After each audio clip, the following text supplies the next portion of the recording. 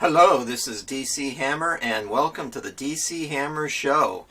The Washington Free Beacon is reporting that the future as far as the country of Ukraine goes, with its NATO membership, is now in question with the possibility of a new president. An explanation of this comes from Leonid Bershidsky, as reported in Bloomberg Online. As you know, the word Ukraine is becoming more popular in the news media cycle now, and I believe you'll continue to hear that word for many months to come as a variety of interesting situations unfold, whether it's involving present or past political figures here in the United States or the present figures involved over in the Ukraine.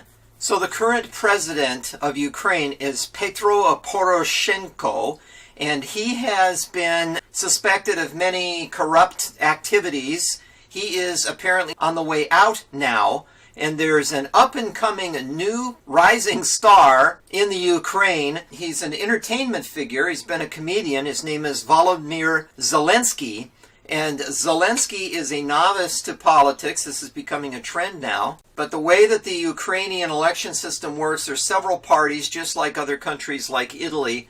There's dozens of parties, there's splinter parties, there's small factions, and you have an election to begin with, and the top two vote getters are then paired against each other for a runoff, and whoever wins the runoff then wins the election and becomes the president of the Ukraine. So in this case, Zelensky garnered 30% of the vote, and Poroshenko has only about half that percentage in the vote count so far, 70% counted. So there's several interesting things here. First of all, you've got an outsider running against a deep state, well-known character. That's Zelensky versus Poroshenko. And when the runoff takes place, and that'll be April 21st, so in less than 3 weeks, they're going head-to-head, the chances are very high that Zelensky is going to be the next president of the Ukraine. So going from comedy shows to president continues to prove that outsiders can muscle their way to the top. They have an outsider persona, and they play their cards right when it comes to marketing themselves. And yes, maybe Zelensky hasn't been the president of the Ukraine, but he played one on TV in the series Servant of the People, so now he may very well get his chance to play one in real life. There are charges that Zelensky is merely a puppet, a Kolomoisky. That's an oligarch, a billionaire in the Ukraine.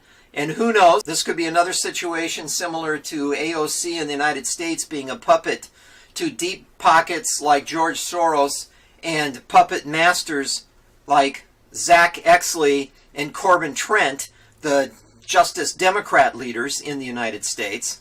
But Zelensky denies any connection directly to Kolomoisky and is making the pitch that if he is elected, he will not run on a specific party platform to begin with. He, upon his election as president of the Ukraine, will pose to the Ukrainian people the question, what are your top 5 initiatives, the top 5 things that we need to do in order to get this country back on track? What are the top 5 problems that need solutions?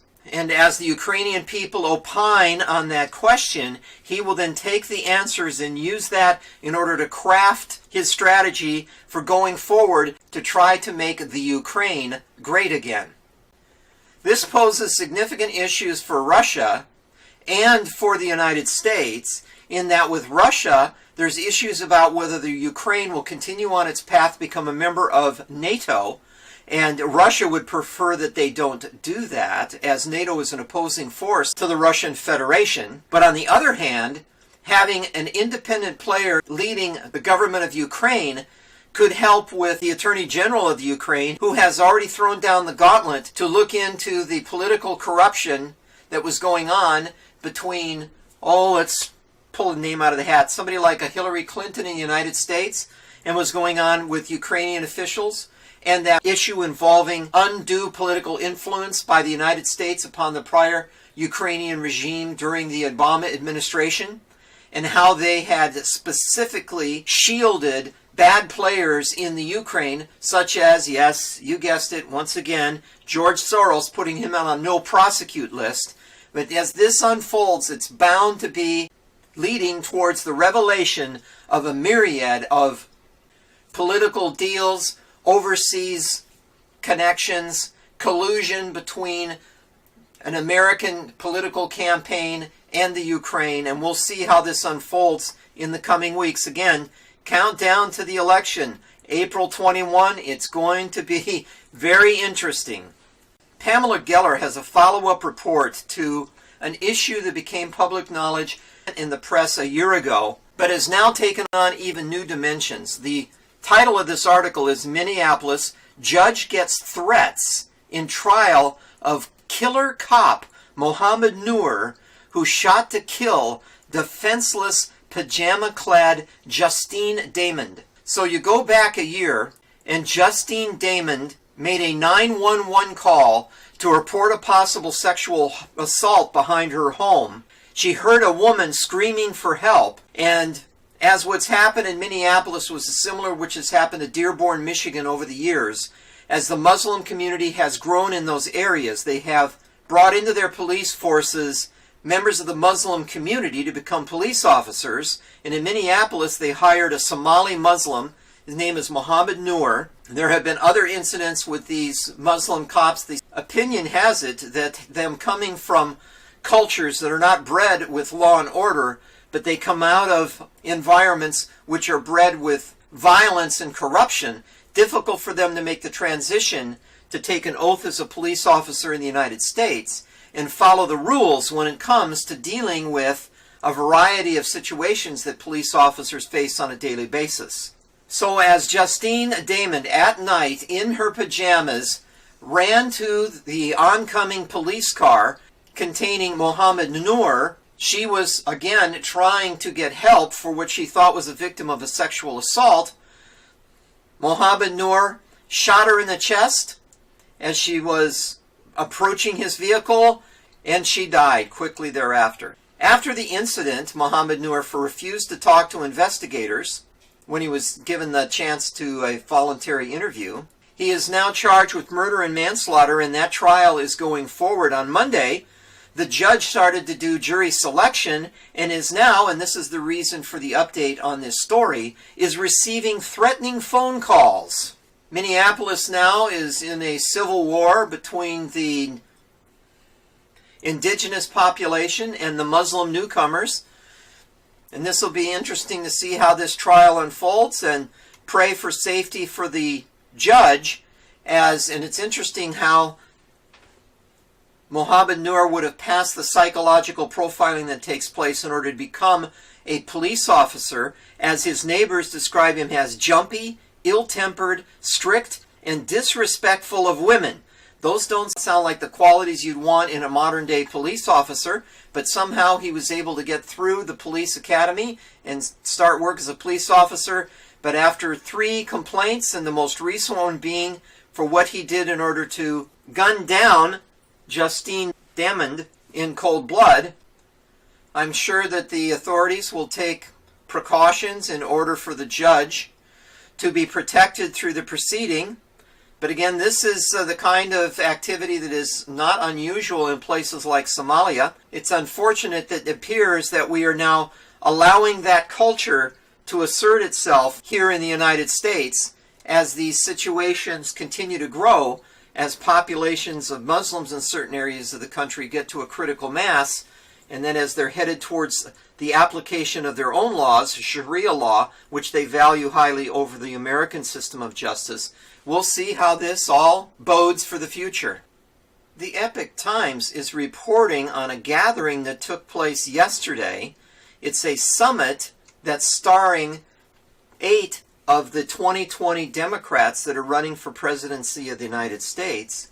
So the stage was occupied by the likes of Bernie Sanders and others.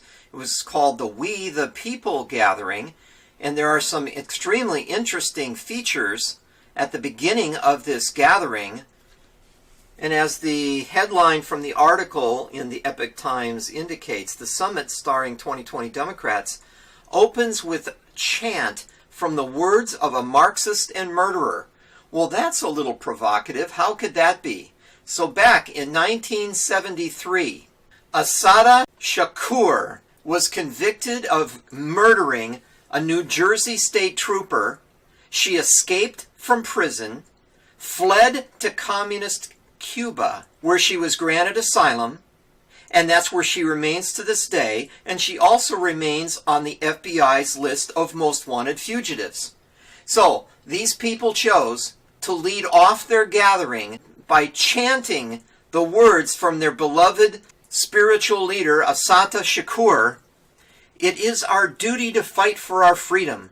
It is our duty to win. We must love each other and support each other. We have nothing to lose but our chains. So those are the words from the mouth of an unrepentant communist and murderer. And those now are the words that should be attached to each one of the leading 8 2020 Democrat candidates, including Bernie Sanders.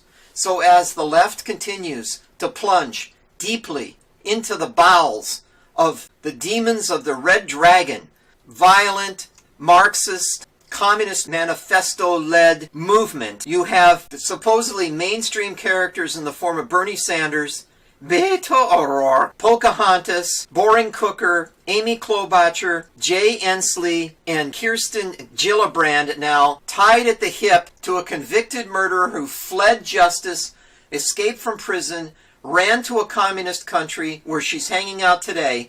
And apparently that's what the members of the President 2020 Democrat hopefuls would have us follow in their wake.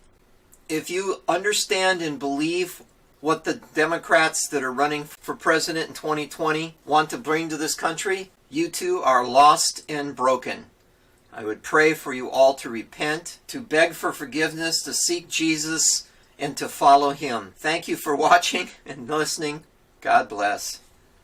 And now the DC Hammer Show is available as an audio podcast. Just go to Podcast Garden or iTunes and search for DC Hammer or News Narrative Analysis Associates, NNAA.